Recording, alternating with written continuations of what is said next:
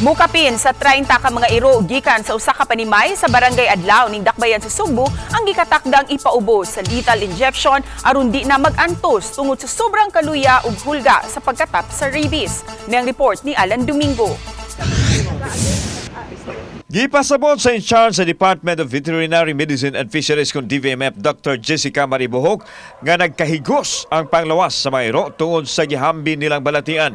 Gani 20 city na nini ang nangamatay gumikan sa kaluya. Busa na hukman sa DVMF nga dili na paantuson ang mga iro nga nagluya ug papahuwayo na sa dayon. Gipaniguro sa DVMF nga makatawhanon o humanely administered ang pagtapos sa kinabuhi sa mga iro pinaagi sa lethal injection kay susama ra kining natulog.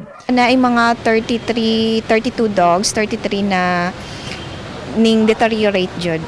And to suffer their agony, dako ang probability jud na musig ma-put down nato sila humanely. We have to see also the positive side nga nung kailangan nato sila i-put down because they are deteriorating and ang agony nila is atong i-cut off na. Gipasabot ni Dr. Maribohok nga dili rescue center ang DVMF kun dili usa ka dog pound. Ang tumong mao ang paghipo sa maero nga latagaw aron masumpo ang pagkatap sa rabies. Hinoon, nakig-alayo na sila sa mga NGO o pribadong individual aron maoy musagop sa maero.